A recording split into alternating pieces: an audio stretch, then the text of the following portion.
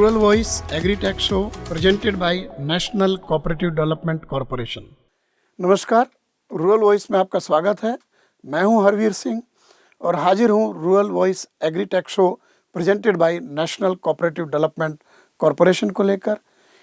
इस शो में हम लोग कृषि और उसके सहयोगी क्षेत्र से जुड़ी एक नई तकनीक के ऊपर बात करते हैं, जिस तकनीक को अपनाकर किसान या कारोबारी अपनी आर्थिक स्थिति को बेहतर कर सकते हैं, उसका फ़ायदा उठा सकते हैं। तकनीक के बारे में जानकारी देने के लिए हम एक एक्सपर्ट वैज्ञानिक से बात करते हैं, जो उसकी बारीकियां आपको समझाते हैं। इसके साथ ही तकनीक का व्यावहारिक पक्ष जानने के लिए हम एक ऐसे किसान से भी बात करते हैं, जो अपना अनुभव आपसे साझा करते हैं। आज के वक्त में मछली पालन के तमाम आधुनिक तरीके आ रहे हैं और हम लोग जिसे ब्लू रिवॉल्यूशन कहते हैं, उसके ऊपर बड़ी तेज़ी से काम कर रहे हैं। आज का हमारा विषय है रिसर्कुलेटिंग एक्वाकल्चर सिस्टम, जिसे RAS के नाम से भी जानते हैं। आइए शुरू करते हैं आज का रूरल वॉइस एग्रीटेक शो। देश की बहुत बड़ी आबादी कृषि और उसके सहयोगी क्षेत्र के ऊपर अपनी आजीविका के लिए निर्भर है। सिर्फ फसल उत्पादन से इस आबादी का आर्थिक स्थिति को हम बेहतर नहीं कर सकते। इसलिए कृषि उत्पादन के साथ साथ जो मत्स्य पालन है या डेयरी सेक्टर है, उसको तेजी से बढ़ावा मिल रहा है। देश में ब्लू रिवॉल्यूशन का दौर चल रहा है। मछली उत्पादन का जो स्तर है, उसमें तेजी से बढ़ोतरी हुई है। मत्स्य उत्पादन के लिए एक नई तकनीक का इजाद हुआ है, जिसे हम लोग रिसर्कुलेटिंग एक्वाकल्चर सिस्टम यानी RAS के नाम से जानते हैं। इस तकनीक में कुछ सीमेंट के टैंक बनाए जाते हैं एक निश्चित आकार के। उनके अंदर जो पानी होता है, उसको रिसर्कुलेट करने के लिए मैकेनिकल सिस्टम लगाया जाता है, फिल्टर्स लगाए जाते हैं और उसमें कम जगह में आप कई गुना मछली उत्पादन ले सकते हैं। मछलियों जब उसमें पाली जाती हैं, उसका जो अपशिष्ट होता है, उसको साफ करने के लिए फिल्टर्स का इस्तेमाल होता है। मैकेनिकल फिल्टर होते हैं, बायोलॉजिकल फिल्टर होते हैं, केमिकल फिल्टर होते हैं और उसी पानी को दोबारा उन मछलियों के लिए फिर से इस्तेमाल करते हैं। तो एक तरीके से ये रिसर्कुलेशन होता है पानी का, और कम पानी के जरिए आप बरसों बरस ज़्यादा मछली उत्पादन ले सकते हैं। ख़ास तौर से उन इलाकों में जहाँ पर ज़मीन से पानी निकालना संभव नहीं है, बहुत मुश्किल है। और पर्यावरण के लिए भी ये तकनीक फ़ायदेमंद है। पर्यावरण के लिए फ़ायदेमंद है, आर्थिक रूप से फ़ायदेमंद है और कम जगह में बेहतर उत्पादन करके इस तकनीक का उपयोग किया जा सकता है। तो आज हम बात करेंगे रिसर्कुलेटिंग एक्वाकल्चर सिस्टम कैसे काम करता है और ये तकनीक क्या है। रिसर्कुलेटिंग एक्वाकल्चर सिस्टम के बारे में बात करने के लिए आज के हमारे एक्सपर्ट हैं मुकेश सारन, जो उत्तर प्रदेश के मिर्ज़ापुर में फिशरीज डिपार्टमेंट में डेप्यूटी डायरेक्टर हैं। आइए बात करते हैं मुकेश सारन से। मुकेश सारन जी, रूरल वॉइस एग्रीटेक शो में आपका स्वागत है। बहुत बहुत धन्यवाद सर। मुकेश जी, हम बात कर रहे हैं रिसर्कुलेटिंग एक्वाकल्चर सिस्टम के ऊपर। ये RAC जिसे हम कहते हैं, ये क्या होता है, किस तरह से काम करता है और क्या टेक्नोलॉजी है ये रिसर्कुलेटिंग एक्वाकल्चर सिस्टम? रिसर्कुलेटिंग का मतलब कोई भी चीज जिसको सर्कुलेट किया जाए, बार बार उसको जो है सर्कुलेट करके इस्तेमाल किया जाए। रिसर्कुलेटिंग एक्वाकल्चर सिस्टम ये हमारा फिश कल्चर के लिए डेवलप की गई लेटेस्ट टेक्नोलॉजी है। दिन प्रतिदिन जो है मछली की डिमांड बढ़ रही है और उसका उत्पादन कम हो रहा है, और तब हमारी आवश्यकता है कम से कम जगह में हम ज्यादा से ज्यादा उत्पादन लें और ऐसी वैरायटीज का, ऐसी प्रजातियों का हम पालन करें जिसमें ज्यादा से ज्यादा उत्पादन हो और वो बहुत ही सघन पद्धति से हम उनका उत्पादन कर सकें। तो ये एक इंटेंसिव कल्चर सिस्टम है, ये लूप बेस्ड सिस्टम है। इसमें हम 8 सीमेंटेड टैंक्स बना करके उसी में कल्चर करते हैं। प्रति टैंक का जो डायमेंशन होता है लगभग 83 घन मीटर का होता है और इसमें लगभग 83,000 वर्ग लीटर पानी इकट्ठा होता है।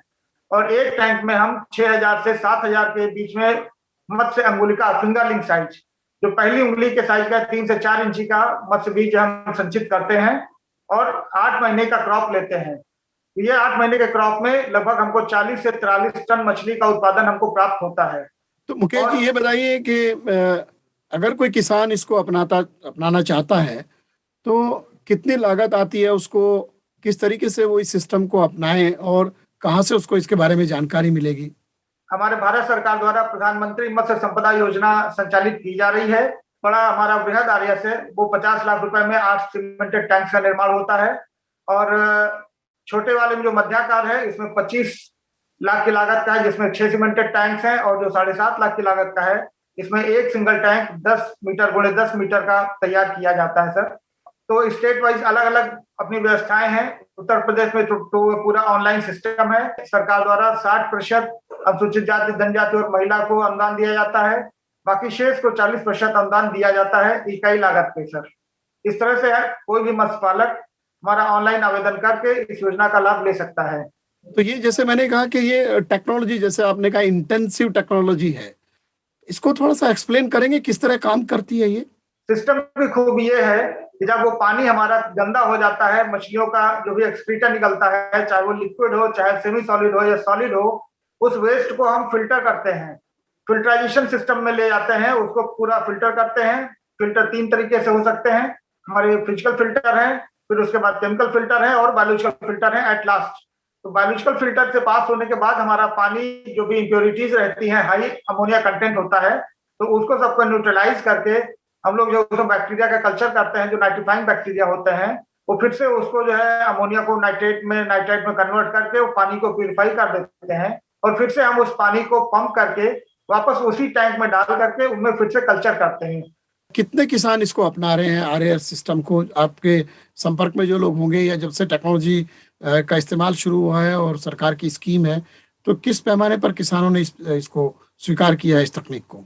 ज्यादातर जैसे हमारा पहाड़ी क्षेत्र है या जहां भी पानी की दिक्कतें हैं, वहां पे हम इस सिस्टम को अपना करके एक बहुत अच्छा हम कल्चर सिस्टम डेवलप कर सकते हैं सर। फार्मर्स को प्रशिक्षण का जब जरूरत पड़ती है, क्योंकि ये एडवांस टेक्नोलॉजी है, इसको सामान्य किसान सीधे इस्तेमाल नहीं कर सकता, उसको इसके बारे में जानना, समझना, सीखना पड़ेगा।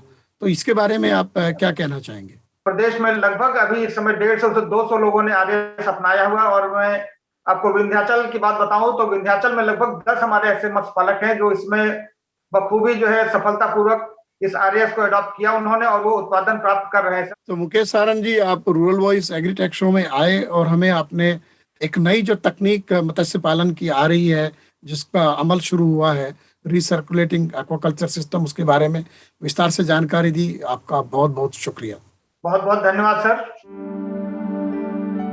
जैसा कि अभी आपने हमारे आज के एक्सपर्ट मुकेश सारंग जी को सुना, और अब हम बात करते हैं एक ऐसे किसान से जो रिसर्कुलेटिंग एक्वाकल्चर सिस्टम का उपयोग कर रहे हैं। आज के हमारे किसान हैं नीरज चौधरी, जो करनाल जिले के नीलोखेड़ी में मछली उत्पादन करते हैं। आइए बात करते हैं नीरज चौधरी से। Neeraj, rural voice agritech show में आपका स्वागत है। मैं आपसे ये जानना चाहता हूँ कि जो रिसर्कुलेटिंग एक्वाकल्चर सिस्टम है, वो आपको ऐसा क्यों लगा कि आपको ये तकनीक का इस्तेमाल करना चाहिए?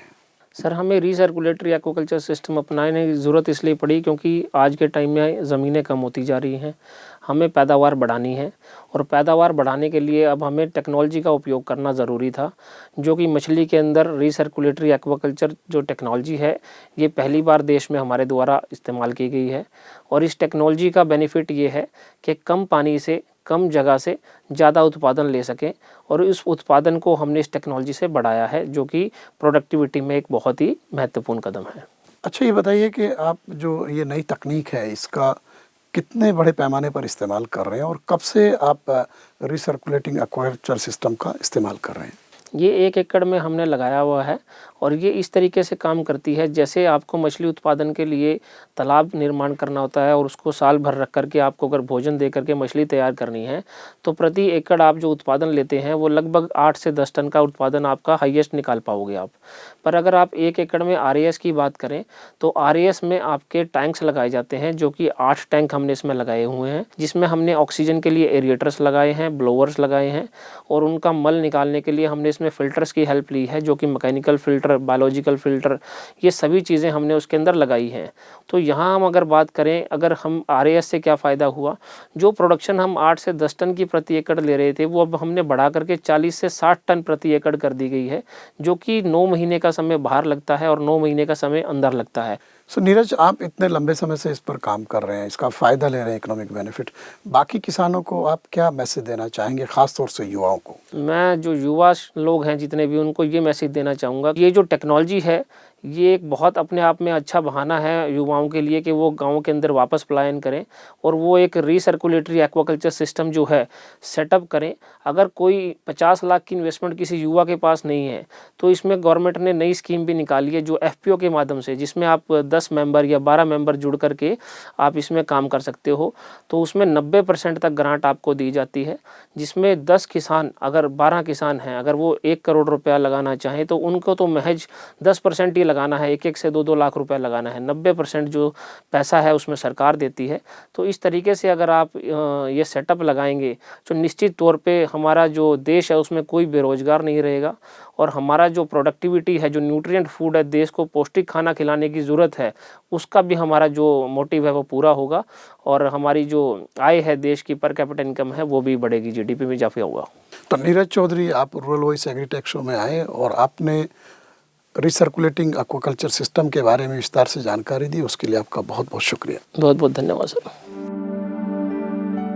उम्मीद है रूरल वॉइस एग्रीटेक शो का यह एपिसोड आपको पसंद आया होगा, जिसमें हमने रिसर्कुलेटिंग एक्वाकल्चर सिस्टम के ऊपर बात की। आज के शो में बस इतना ही। नमस्कार। हम फिर हाजिर होंगे एक नई तकनीक को लेकर के आपके सामने और एक जानकारी को लेकर जो कृषि क्षेत्र से जुड़ी होगी। आप हमारे YouTube चैनल को जरूर सब्सक्राइब करें, बेल आइकन को क्लिक करेंगे तो आप हमें नए शो के बारे में आपको समय पर जानकारी मिलेगी। आप अधिक जानकारी के लिए हमारे सोशल मीडिया हैंडल, ईमेल और YouTube, फेसबुक, ट्विटर, इंस्टाग्राम और लिंक्डइन के माध्यम से जुड़ सकते हैं। नमस्कार।